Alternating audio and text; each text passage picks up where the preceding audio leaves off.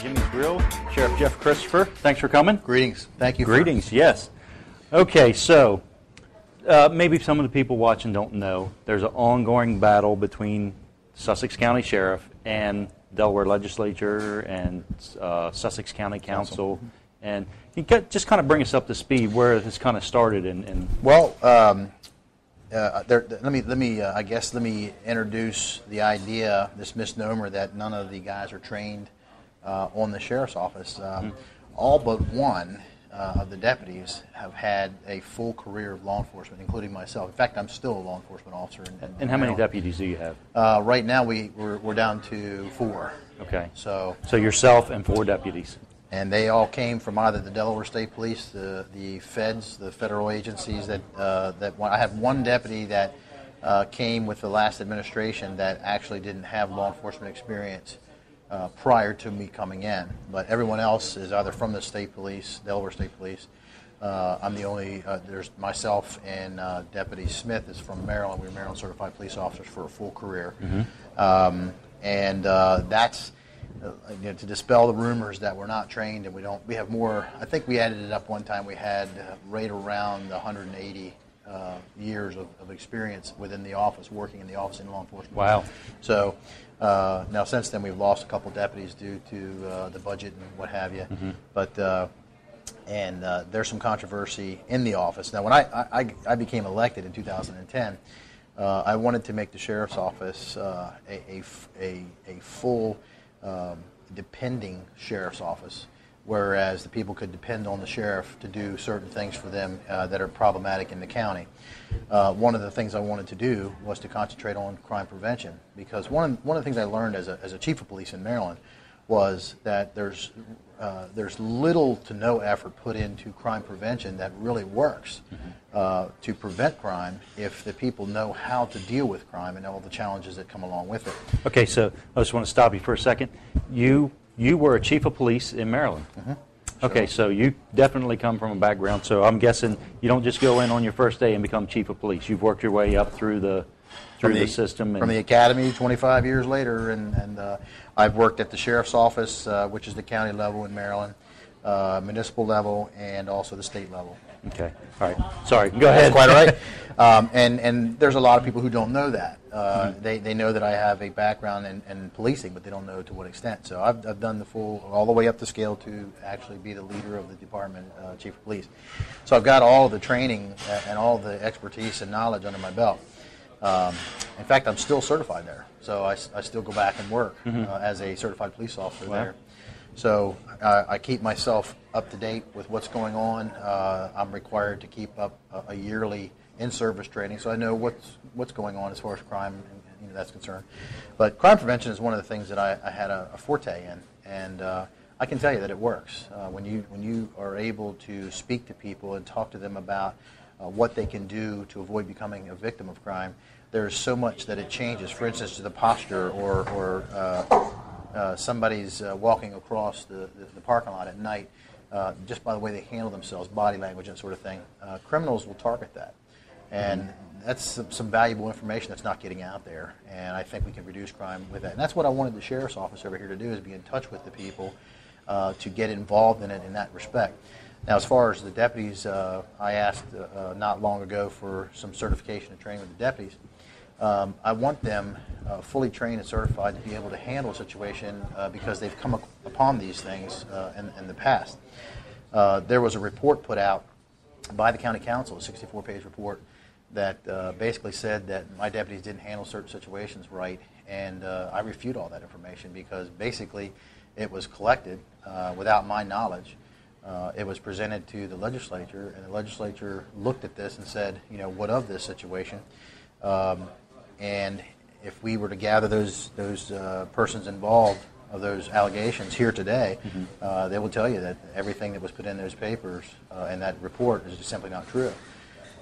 So why are they putting false information into it? That's a good question. What do they have to gain from it? I think ultimately it's about the control. The sheriff's office brings in millions of dollars in revenue to the county council each year. That's a known fact.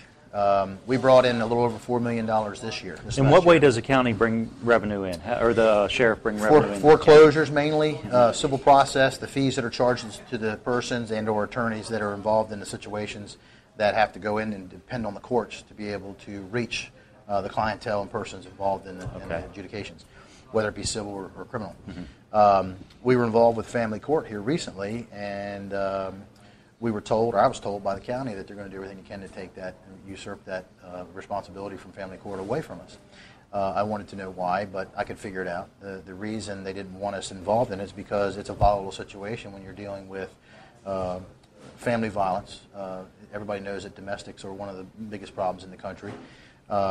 When you're tasked by the court, by order, to go out and seize weapons, children, houses, when you take somebody's house away, especially in today's times, you're going to meet these kinds of resistance that can enrage people and basically, I guess, tag the passion of men and women.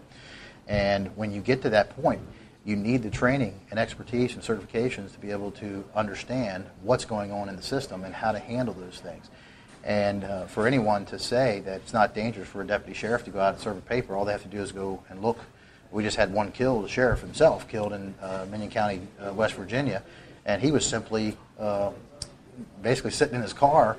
Now, he had problems with drug dealers in his county. In fact, I spoke to him weeks before this incident, and he told me that there's a lot of concerns that he has, and he wanted to do the crime prevention basically to educate the people within his county about what's going on right underneath of their noses with regard to the drug transactions that are happening. We have that same problem here. It was said a few years ago, even law enforcement personnel said that we don't have a gang problem. I read the paper not long ago where the chief in Dover said, not only do we have a gang presence, we have a gang problem. And when they were dealing with Dover and Salisbury, were dealing with the shootings, what have you, those are things that my deputies come upon each day in the performance of their duties, and I simply wanted them certified and trained. Well, there's no doubt that it's a dangerous job. We're going to hold it right here. We're going to take a break. When we come back, I want to talk a little bit about the lawsuit and just exactly what the problem with the Sussex County Council and the Delaware State Legislature, why they have a problem with this. So hold it right there. We'll be right back, and back with Sheriff Jeff Christopher. Hey everybody, Jim Weller here from Weller's in Allendale and Bridgeville, talking to you about this energy-efficient eye heater. For only $177, you can get a heater that will heat 1,000 square feet on just pennies a day. So if you need some cheap heat, come on into Weller's in Allendale or Bridgeville. Hey everybody, Jim Weller here from Weller's in Bridgeville and Allendale, talking to you today about carports. We sell carports. They include delivery and setup right to your yard. You can get a 12 by 21 for as little as $695. Give us a call or come see us today. Hey, this is Colin Walls of Walls Service Center in downtown Milford, letting you know we do all types of auto repairs, including brakes, struts and shocks, tune-ups and timing belts, and we specialize in custom exhausts. We've been in this business since 1958, so we understand what our customers' needs are. So if you're looking for a new repair shop, come to the old repair shop, Walls Service Center, Front Street in downtown Milford. And we're back live at Jimmy's Grill. I guess Sheriff Jeff Christopher, Sussex County Sheriff, and we're talking a little bit about just the sheriff's duties and things you encounter as being the sheriff or the sheriff's deputy. But I want to get into the lawsuit you have going on. So who are you suing, pretty much? Let's start there. Well, we are suing the county council and the state of Delaware on many different aspects with regard to the law that they passed, HB 325.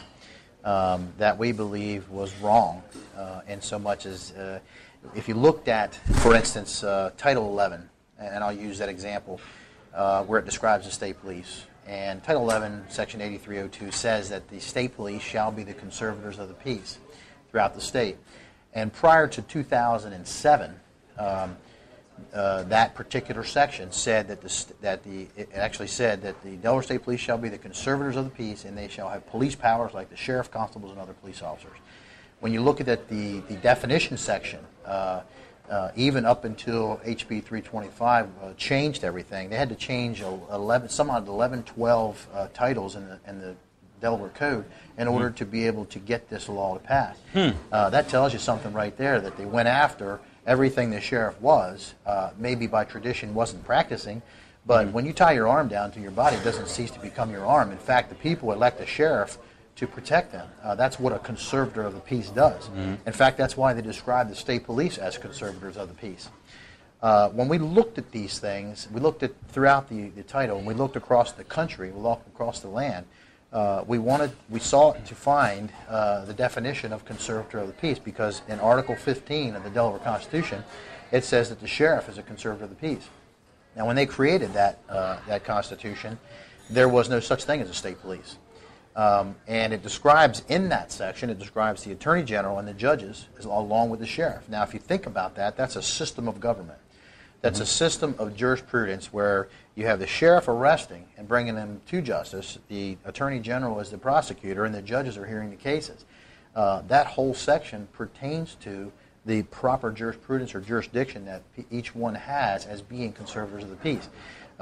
People ask me and they say, what is an Attorney General? Well, is he a conservative of the peace? Well, yeah, he's part of it. Is a judge a conservative of the peace? Yeah, he's part of it. Is the sheriff a conservative of the peace? Yes, he's part of it. In fact, if you look at conservator of the peace in its origin, that's where the word COP come from, or the acronym COP is conservator of For peace. a cop. For a cop. Huh. Did not know that. If you look at it throughout the lands, you can see every state in the United States, with the exception now of Connecticut and Alaska, because they never set their provinces up and their counties up to have sheriffs, except for Connecticut. Connecticut sheriffs waived their right to run the state that way. It's a very progressive state, and they moved into the state-run government because they didn't need the sheriffs. Well, I say otherwise. Everywhere I go in Sussex County, the reason that we claim to be conservative here as opposed to the next county or the next county up in Delaware is the fact that we stand to our values. We stand to the Constitution. To me, there's other law enforcement officials out here that call the Constitution a fluid document. Well, if it were so fluid, how could it stand the test of time of other laws being cast against it to be able to determine whether that particular law passed by the legislators fit the bill and was constitutional? That's what we mean when we say, is it a constitutional law?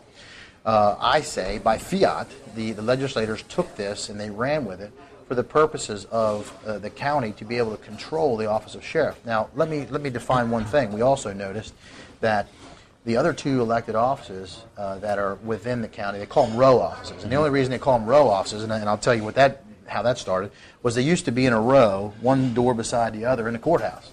That's the only reason they call them a row officer. There's no legal definition of that.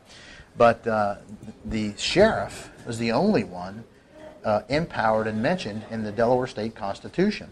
And you have to think about what the intent of the framers were when they said that the sheriff shall be the conservator of the peace. They were talking about a peace officer. The peace officer in today's modern times, is that equated to the sheriff across this land? Again, because it simply wasn't practiced by sheriffs of the past. They didn't realize what their tasks were, what their responsibilities were. Now, the way I look at it, there's threefold mostly involving the sheriff, and this is all considered in this lawsuit. You have sheriffs across the country that run the jails, county jails. Now, of course, we know the state runs SCI, but prior to 1957, the sheriff was in charge of SCI. If you look at those traditions, during Prohibition, the sheriff was the one who arrested, in fact, was demanded by the courts to go out and arrest the violators of the Prohibition laws that were in place then. The famous Patty Cannon case, right down the road here in Sussex County, a serial killer. Guess who arrested her? Sussex County Sheriff. When you look at, there's a deep history here, but it's been hidden because people chose to do this. So we wanted to bring this forward, and the lawsuit itself, it basically stipulates and seeks out the remedy of the court to say, what is a conservator of the peace? And what is a peace officer, and is it synonymous with the sheriff, the word sheriff, as it is in every other state in this country? Okay, so what do you want to do with the sheriff's office? Do you want it to be a county police force? No, I think a county police force is dangerous. Two things there. Number one, I think that people should be in charge. Remember, the government is of the people, for the people, and by the people. Why should we twist it and basically mess with it until we have lost all of our constitutional rights, which is what you're seeing today? with regard to the Second Amendment and the different things that are coming down from the federal level and as well as the state level. They're creating these things. It was announced I think it was 3 days ago on Good Morning Today that the Connecticut shooting did not involve an automatic rifle. It was the handguns that he was using. Now, that doesn't reduce the tragedy. It's a very tragic thing. But you can't take that as an excuse and run with it and say, well, every innocent person, every innocent gun enthusiast in the United States has to be punished for that now. You know, I always say, when I was a police officer in Maryland in a full-time status, I'd always say that the constitutional rights, you bear the constitutional rights, and I will acknowledge those things so long as it doesn't offend someone else's constitutional rights or cross over someone else's constitutional rights. That's where it stops. And that's exactly what they're doing today. When you see the challenges that we face as individuals in this country, and let me tell you, when it comes to enforcing laws, guess where they're enforced? At the county level. It comes all the way down to the people, because that's the sovereign of our land.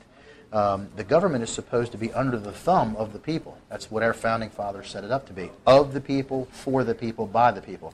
Now the government's claiming that epithet. They're saying the people are of the government, for the government, and by the government.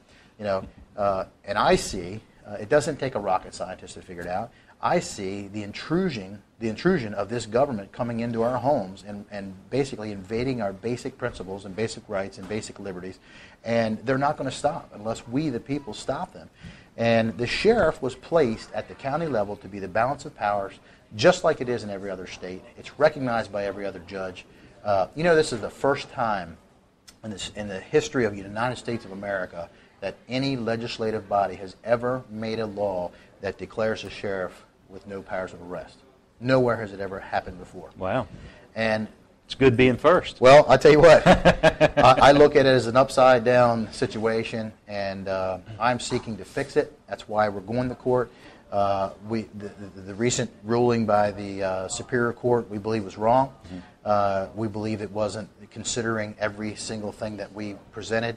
And we have to look at this in a way that there is an appellate system in Delaware. We're going to take advantage of that appellate system. And we're going to move to the Supreme Court in Delaware, where we think we'll get a remedy at this case. And that is several things, without going into detail, as the attorneys don't want me to do. But what is the conservator of the peace? Mm-hmm. And is it synonymous with the word sheriff and the powers of arrest that everybody else looks at? You know, when they asked me to run for sheriff, many people were enticing me to do so. And I visited some 190 venues during my bid for sheriff during that year-long campaign. And every single place that I went, they said, what qualifies you to be the sheriff? And, of course, what were they looking for was my law enforcement experience. Now, isn't that ironic? They wanted a law enforcement experienced person to be in there. In fact, every sheriff that's been there for quite some time had law enforcement experience. And I was fortunate enough to talk to a sheriff, the oldest one that I could find in Sussex County, and that was Cap Jones, known as Cap Jones. And I spoke to him at length about this kind of thing and what the traditions were, and he said he arrested people all the time, was never challenged. So I had to ask myself the question, why is there such a takeover or a want to control the office of sheriff? And this is not about me. This is about the office of sheriff, because it's about the people. All right. Well, let's hold it right there. We're going to come back in a minute. I want to find out why you took this calls up, and just some of your detractors, what they say, and anxious to tell you. All right. We'll be right back with Sheriff Jeff Christopher. Hey everybody, Jim Weller here from Weller's in Allendale and Bridgeville, talking to you about this energy-efficient eye heater. For only $177, you can get a heater that will heat 1,000 square feet on just pennies a day. So if you need some cheap heat, come on into Weller's in Allendale or Bridgeville. Hey everybody, Jim Weller here from Weller's in Bridgeville and Allendale, talking to you today about carports. We sell carports. They include delivery and setup right to your yard. You can get a 12 by 21 for as little as $695. Give us a call or come see us today. Hey, this is Colin Walls of Wall Service Center in downtown Milford, letting you know we do all types of auto repairs, including brakes, struts and shocks, tune-ups and timing belts, and we specialize in custom exhausts. We've been in this business since 1958, so we understand what our customers' needs are. So if you're looking for a new repair shop, come to the old repair shop, Wall Service Center, Front Street in downtown Milford. Welcome back to Jimmy's Grill. We're live here with Sheriff Jeff Christopher, And we're talking about the lawsuit and just kind of the traditional role of the sheriff in Delaware. What I want to know is, why did you take this fight up? Some people say, I've heard a lot of people say actually, why don't you just do the job you were elected to do? Go serve papers and transport prisoners. That's what you're supposed to do. Why not? And we do that. And in fact, when I came here as a sheriff and I took this task on, I saw something in the way of a takeover to diminish the office of sheriff. In fact, I believe they wanted to merge it with the state. And that's just wrong in its being, because we're supposed to be, as a government, the way it's set up, we're supposed to have a buffering from the government. You have the county level sovereignty, you have the state level sovereignty, and you have the federal government. Then, of course, you have the United States itself. But at the top of it, it's kind of ironic, because as you go down into the sovereign, you get to the people, which is what really matters. They're the crux of this whole thing. If there were no people, there would be no need for government. Government, again, is supposed to be of the people, for the people, and by the people. And I said to you before that when any mandate that comes from any government comes down to the sovereign, so it goes through the feds, goes through the state, and goes down to the county, and even in the municipalities within the county. Those are levels of sovereignty. And when I saw that those levels of sovereignty were being attacked on various stages, First Amendment, Second Amendment, Fourth Amendment, 14th Amendment, I started to say, what can I do to educate people so that they know that they have a right? That's why you elect a sheriff instead of appoint a sheriff. If the state were to take over this, then it would be an appointed position, and it would be nothing more than just another government level position that the state could do whatever they wanted with. It takes the voice of the people right out of it. We talked about, just to go off on a little tangent, about the core value system, or common core in the schools. Well, anything that gives more say-so to the federal government, and less say-so to the states, or less say-so to the counties, and the people that are raising their kids within their counties, the more tragic it is, because who in Washington, D.C. knows really how we want to raise our children in the traditional values of Sussex County. But when you see rights disappearing, when you see liberties going out the door, when you see all of the challenges that are being made, especially with this administration, and I'm not afraid to say it, I'll come right out and say it, it has started within the last 4 years. You started to see a diminishment of rights, and diminishment of liberties. People can't hang flags on their front porches anymore, especially veterans. I mean, if anything, we should give homage to these guys, because they've given the ultimate price. Graveyards are full of these guys that paid the price for us to be free in this land. The more we submit to these ridiculous mandates that are coming down, whether it's in the schools, whether it's on the sidewalk. I mean, I heard one last year that it was set out in a phrase, and it said, it was in Colorado, and they said, this is a no free speech zone, and this is a free speech zone. We're standing on the same sidewalk, but it was in front of a certain segment of stores, and this is a no free speech zone. And I was like, wait a minute. This is public property, right? And they said, yeah. And I said, well, how can it be a no free speech zone? It doesn't make any sense. Things like that, we're tolerating it because, for the lack of knowledge, we will dissent. If we don't educate ourselves about the Constitution and about what our rights are and about what the role of a sheriff is, it's not about the power of the sheriff. It's about the ability of the sheriff to go out and protect his people from these tyrannical movements. Same thing as the Second Amendment. When you look at the Second Amendment, everybody knows that you might as well not beat around the bush. Let's go right to the core of this thing. The Founding Fathers said that you shall be armed because of the tyranny, not to go hunting. Hunting is just part of its survival, and of course it's part of the hobby and part of the things that we like to do as hunters.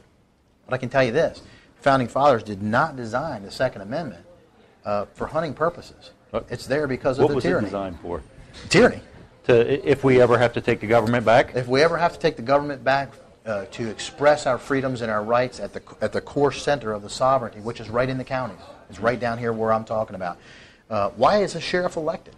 The sheriff's elected to serve the people, and all you got to do is go right across that county line over there and ask that sheriff, what is your role as a sheriff? He'll say, my role as a sheriff is to protect the people of this county from criminal activity and also from any kind of infringement on the government that says we're going to take away your rights, or Second Amendment rights, or First Amendment rights. It's in incumbent upon him as a sheriff to protect those people and say, no, it's not going to be enforced here.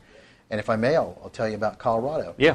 Colorado has an association of sheriffs that have stood up and now have filed suit against their own legislators who by fiat have introduced a bill that says that Secret Service can come in.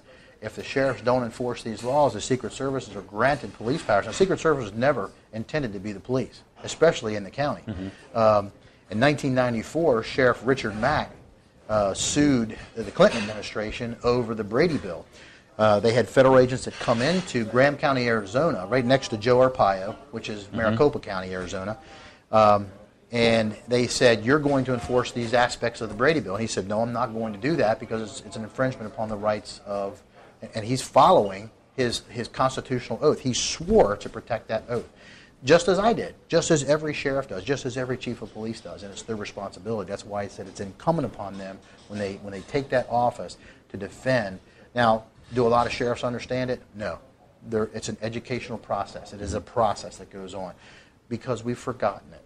We've forgotten a lot of the aspects, just like the general public has forgotten a lot of the process of what we have in the way of rights that say, no, you can't do this. That's what you're seeing in the controversial cloud of the society right now. But a sheriff's job in Colorado is to protect the citizens. And when they come and when the legislator makes a bill that says we'll get the Secret Service to do it, and we'll arrest the sheriffs who don't enforce these unconstitutional laws, where are the people there? The people basically become enslaved to the federal government. And it's just that simple. And that's exactly why my role as a sheriff, I'm no different from the Colorado sheriff. I have the same exact, the oath of office is the same. I swear to uphold the Constitution. And what this does to me, when they created House Bill 325, it put me in a situation where now I've got to choose between the people and the law, because they've made it that way. They've created that way. It's a hostile work environment, if you will. Now I've got to determine whether I'm going to keep my oath of office and defend the Constitution or obey a state law that's unconstitutional. So it's very difficult for anyone that's in this situation to say, well, what do I do? Well, I can tell you right now, my side is on the people. I will defend the rights of the people and stand before whatever tyranny that comes down, just like my father did and when he fought in World War II. So if you win the lawsuit, you say you win this lawsuit, where do you see the sheriff's office? What does the sheriff's office look like in Sussex County if you win? Well, first of all, we will continue to do just what we're doing. Second of all, if we see something within our presence that takes place, such as a crime in our presence, the county wants us to turn our heads to those things. If anyone out here says that crime is going down, it's a naive statement. It's a naive understanding of what's really out there. We do have a gang problem. We do have a breaking in. We had 1,500 burglaries this year in Sussex, or last year in Sussex County. That doesn't, those are facts. A lot of them may have been solved, but the fact is they're being committed here. So we want to be, first of all, in a presence of crime prevention, a status of crime prevention. If the county decides I can have a few deputies to go out and do more so in the way of crime prevention, that's exactly what we'd like to do. They just basically touted that they hired another trooper to go out and help one trooper that they had for crime prevention purposes. But local government is always better government, in my eyes and the conservative eyes, because they're in touch with the people. Who's more in touch with the people? The elected sheriff, the ones who trust him and know him and understand him, or someone that might come in and get transferred next week to go out. Not that the state police don't do a good job. Kudos to those guys. They're doing a great job.